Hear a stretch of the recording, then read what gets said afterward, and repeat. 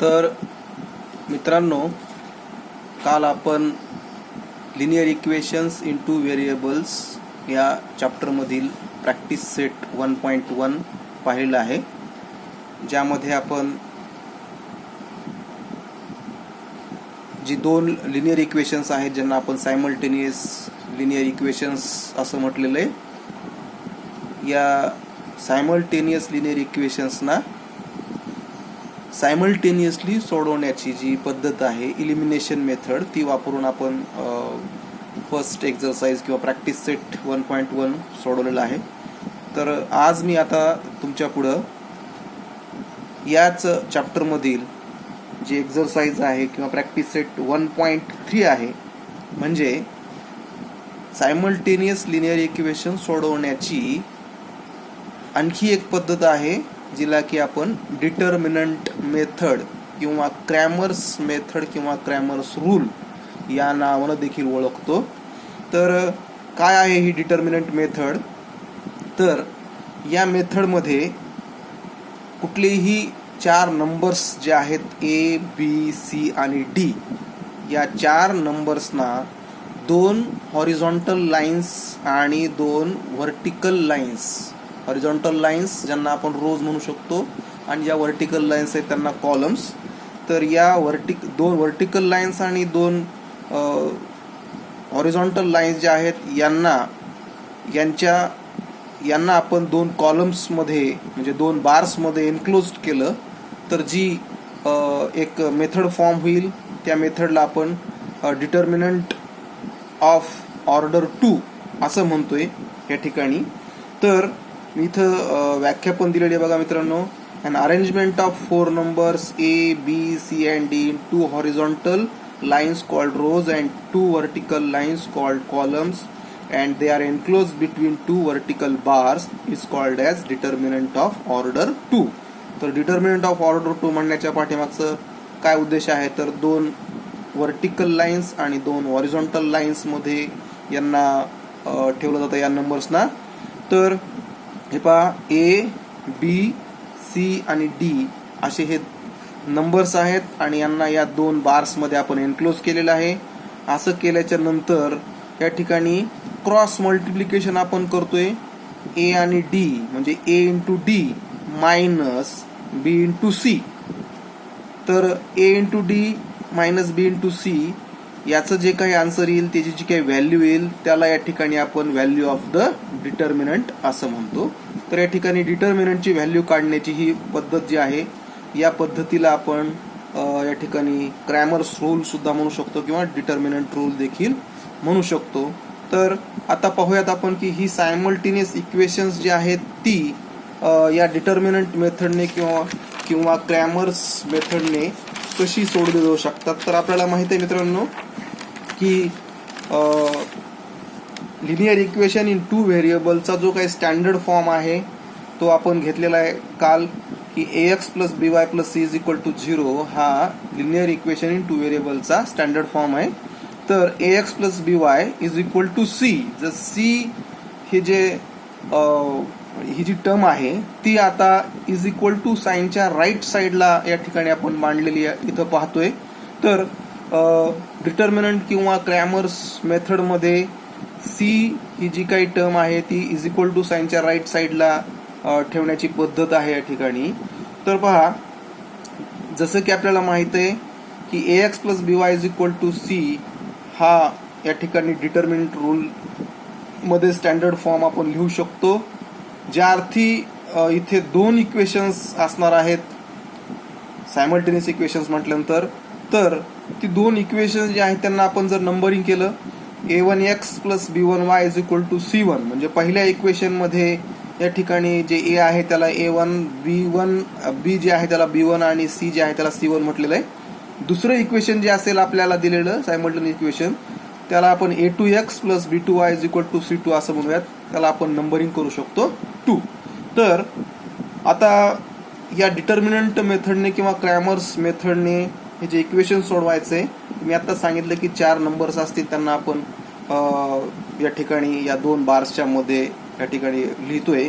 तर डिटर्मिनंटची व्हॅल्यू काढण्यासाठी आपण इथे अक्षर घेतलेलं आहे डी, कॅपिटल डी घेतलेलं आहे. So D is equal to, आता वर जे दोन इक्वेशन्स दिलेले असतील त्यांना एकाखाली एक मांडतोय आपण इथं A1 आणि A2, A1 A2 आणि B1 B2 असं मांडूयात. आणि वरती मी सांगितल्याप्रमाणे A1 आणि B2चं मल्टिप्लिकेशन होईल आणि B1 आणि A2च्या मल्टिप्लिकेशन जे आहे ते A1 आणि B2च्या मल्टिप्लिकेशन म्हणून सबट्रॅक्ट करता येईल. ती जी व्हॅल्यू निघेल ती आता डी म्हणजेच डिटर्मिनंटची व्हॅल्यू असेल इक्वेशनच्या. त्यानंतर खाली dx हे पण आपल्याला इथं घ्यायचंय. तर dx जे आहे त्याचं परत फॉर्म्युला आपल्याला इथे लक्षात ठेवायला पाहिजे. C1 C2 आणि B1 B2 आपण या ठिकाणी असं लिहितोय. तर पहा हे C1 C2 ही तुम्हाला व्हॅल्यूज लिहायचे तिथं आणि B1 B2 जे आहे ते इथं लिहायचंय आणि त्यांच्या व्हॅल्यूज लिहून आताच वरती सांगितल्याप्रमाणे C1 आणि B2चं मल्टिप्लिकेशन जे आहे, जे प्रोडक्ट आहे ते B1 आणि C2च्या B1 आणि C2चं जे काही प्रोडक्ट आहे ते C1 आणि B2च्या प्रोडक्टमधून सबट्रॅक्ट केल्यानंतर जे आन्सर क्रिएट होईल ते आपण डिटर्मिनंट ऑफ एक्सचं आन्सर असेल असं आपण म्हणूयात. त्यानंतर आपल्याला आणखीन एक सोडवायचं या ठिकाणी की dy लिहिताना आपल्याला A1 A2 आणि C1 C2 या व्हॅल्यू घ्याव्या लागतील. इथं या ठिकाणी देखील C1 आणि A2 या दोन टर्म्सचं जे काही प्रोडक्ट असेल ते A1 आणि C2च्या प्रोडक्टमधून सबट्रॅक्ट केल्यानंतर जे काही आन्सर क्रिएट होईल ते आता आपल्यासाठी dy ची व्हॅल्यू असेल. आता एकदा का हे सर्व व्हॅल्यूज काढून झाल्यानंतर आपल्याला माहिती आहे की x आणि y च्या ज्या व्हॅल्यूज आहेत तेच आपल्या इक्वेशनचं म्हणजेच या सायमल्टेनियस इक्वेशनचं सोल्युशन असणार आहे. तर फॉर्म्युला इथे आहे की x is equal to dx upon d, म्हणजे dx जी काही व्हॅल्यू असेल त्या dx च्या व्हॅल्यूला d च्या व्हॅल्यूने डिवाइड करायचे. जे आन्सर येईल आता ते असेल x ची व्हॅल्यू, सोल्युशन x चा असेल त्याचा. आणि y जे आहे ती y ची व्हॅल्यू जी आहे आपल्याला काढण्यासाठीचा त्याचा फॉर्म्युला आहे dy upon d. So dy ची व्हॅल्यू जी आलेली असेल इथे त्या dy च्या व्हॅल्यूला आपण परत या ठिकाणी d ने डिवाइड करायचंय. ते डिवाइड केल्यानंतर जे काही आन्सर येईल ते असेल y ची व्हॅल्यू, सोल्युशन असेल ते y चं. तर अगदी सोपी पद्धत आहे या ठिकाणी आणि हे लक्षात ठेवण्यासाठी सुद्धा अगदी सोपं आहे. मी लक्षात ठेवण्यासाठी तुम्हाला एक ट्रिक देऊ शकतो. इथं d ची व्हॅल्यू काढताना AB ही अक्षरं लक्षात ठेवूयात आपण. जर समजा आपण ही 3 अक्षरं घेतली की जी आपल्याला प्रत्येक लिनियर इक्वेशन मध्ये येतात, A, B आणि C हे रिअल नंबर्स असणार आहेत. त्यांचा क्रम जर आपण लक्षात ठेवला, पहिल्यांदा AB, नंतर BC आणि नंतर AC, म्हणजे AB d ची व्हॅल्यू काढताना आपल्याला AB हा क्रम लक्षात ठेवायचा आहे. dx ची व्हॅल्यू काढताना आपल्याला BC च्या ऐवजी CB हा क्रम लक्षात ठेवा, म्हणजे C1 C2 B1 B2. आणि dy ची व्हॅल्यू काढताना AC हा क्रम लक्षात ठेवा, म्हणजे AB CB आणि AC असा क्रम लक्षात ठेवल्यानंतर आपल्याला या पुन्हा हे स्मरणात ठेवण्याची गरज नाही असं मी सांगतोय तुम्हाला. तर चला तर मित्रांनो, मग आता आपण हा जो प्रॅक्टिस सेट आहे 1.3 याला स्टार्ट करूयात. या प्रॅक्टिस सेट 1.3 मध्ये क्वेश्चन आहे, फर्स्ट क्वेश्चन आहे. त्या फर्स्ट क्वेश्चन मध्ये दिलेलं आहे की fill in the blanks with correct numbers. तर पहा, डिटर्मिनंट मेथड आहे, क्रॅमर्स रूल आहे. याच्यामध्ये डिटर्मिनंटची व्हॅल्यू जी आहे ती आपल्याला इथं काढायची आहे फक्त.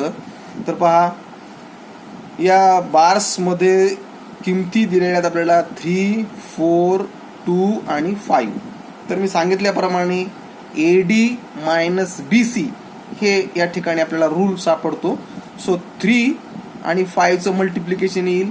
सो 3 इंटू इथं आपल्याला लिहिता येता 5 मायनस डिटर्मिनंटची व्हॅल्यू काढण्याचा हा फॉर्म्युला आहे.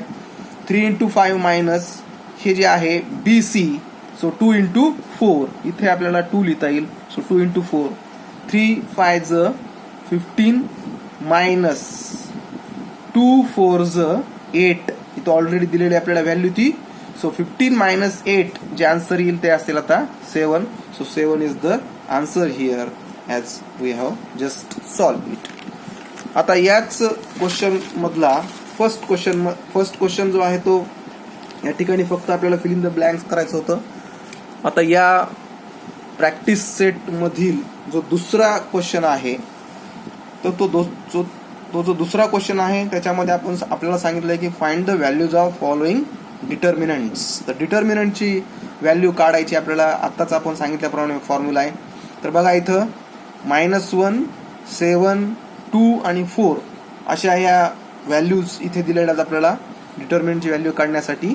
तर आता मी -1 × 4 -7 × 2 या ठिकाणी आपल्याला लिहिता येईल.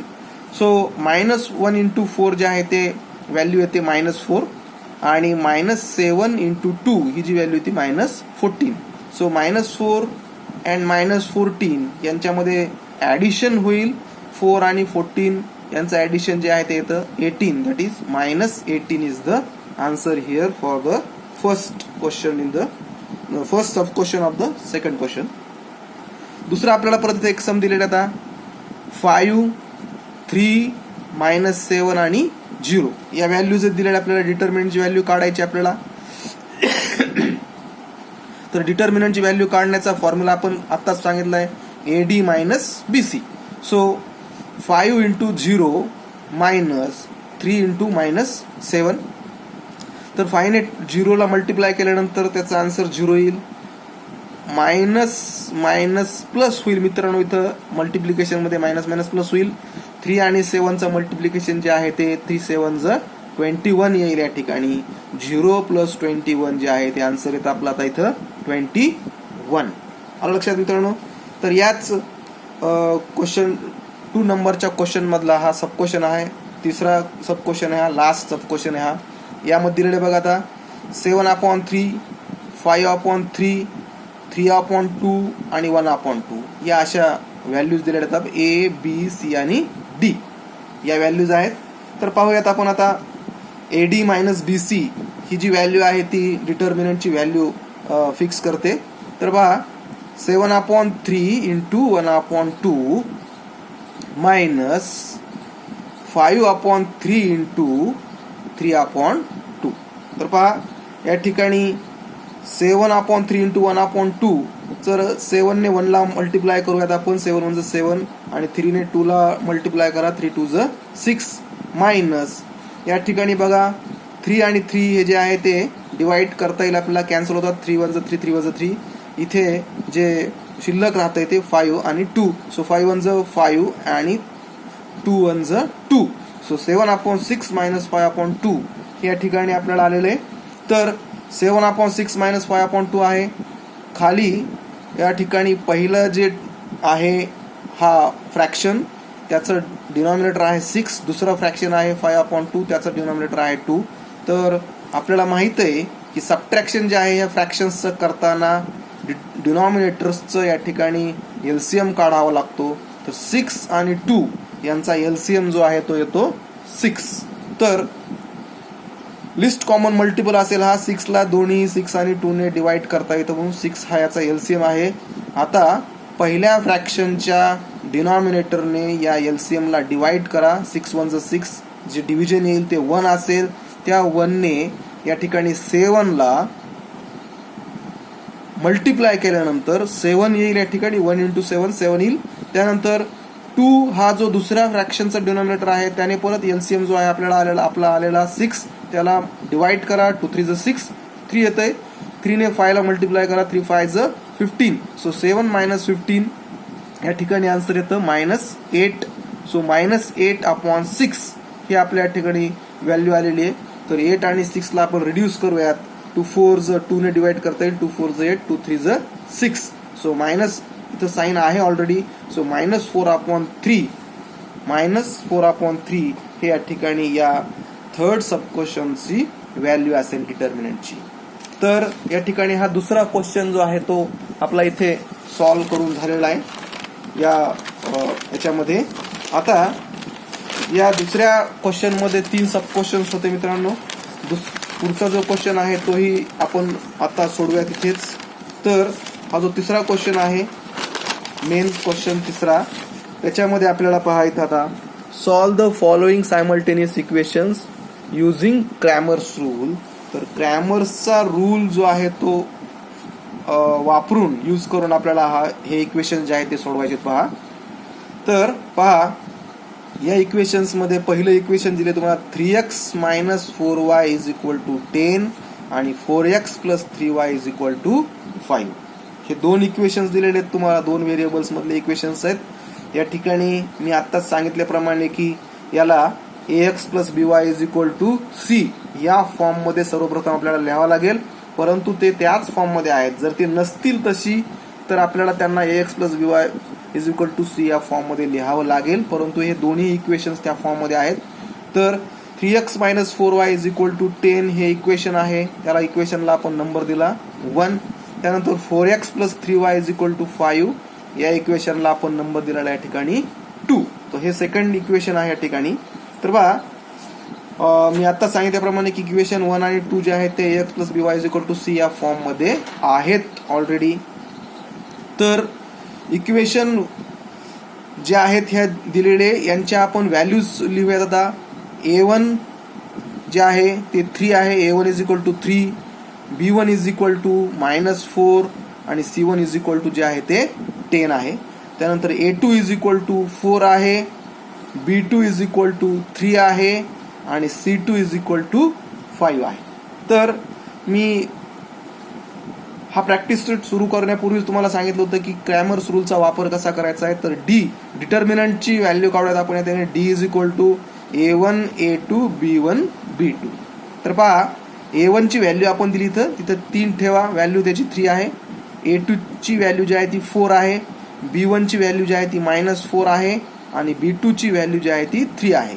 तर पहा 3 इंटू 3 -4 इंटू 4 हे या ठिकाणी सबट्रॅक्शन आपल्याला करावं लागेल. इथं 3 इंटू 3 येतं 9 आणि मायनस चिन्ह येतं, मायनस मायनस परत प्लस होईल. 4 4 ज 16, so 9 plus 16 is equal to 25. So D ची व्हॅल्यू जी आहे ती आलेली आहे या ठिकाणी 25. त्यानंतर आहे dx करण्यासाठी मी सांगेन तुम्हाला c1 c2 आणि b1 b2 लिहूयात आपण या ठिकाणी. तर c1 ची व्हॅल्यू आहे 10, c2 ची व्हॅल्यू आहे 5, त्यानंतर b1 ची व्हॅल्यू आहे -4 आणि b2 ची व्हॅल्यू आहे 3. So 10 into 3 -4 into 5. So 10 into 3, 10 3 ज 30, मायनस मायनस परत इथे प्लस होईल, 4 5 ज 20. सो 30 प्लस 20 हे जे आन्सर येईल dx ते आहे 50 असेल ते उत्तर. आता त्यानंतर लास्ट dy ची व्हॅल्यू आपल्याला काढायची आहे a1 a2 c1 c2. So a1 ची व्हॅल्यू आहे या ठिकाणी दिलेली इथं 3 आणि a2 ची व्हॅल्यू आहे 4. त्यानंतर c1 ची व्हॅल्यू आहे 10 आणि c2 ची व्हॅल्यू आहे 5. ही लिहिली आपण इथं. सो 3 इंटू 5 मायनस 10 इंटू 4 हे जे आन्सर पाहायचं आपल्याला. 3 ने 5 ला मल्टिप्लाय केलं, 3 5 ज 15 मायनस 10 4 ज 40. सो 15 मायनस 40 जे आहे ते आन्सर येतं आपलं इथं -25. So value of dy is equal to -25 मित्रांनो इथं आलेलं आहे. आता पहा x ची व्हॅल्यू काढण्यासाठी मी सांगितलं तुम्हाला x is equal to dx upon d. So what is the value of dx. So dx ची व्हॅल्यू आपल्याला आलेली इथं 50. सो 50 अपॉन d ची व्हॅल्यू आहे आपल्याकडे 25. 50 अपॉन 25, 25 1 ज 25, 25 2 ज 50. तर हे जे आहे x ची व्हॅल्यू आपल्याला आली बघा 2 आणि y is equal to dy upon d. तर dy ची व्हॅल्यू जी आहे ती आपल्या या ठिकाणी -25 आलेली आहे. सो -25 अपॉन d ची व्हॅल्यू 25 आहे. 25 1 ज 25, 25 1 ज 25. तर -1 ही जी व्हॅल्यू आहे ती व्हॅल्यू असेल y ची. So this is how we can solve the simultaneous linear equations in two variables by Cramer's rule. Okay.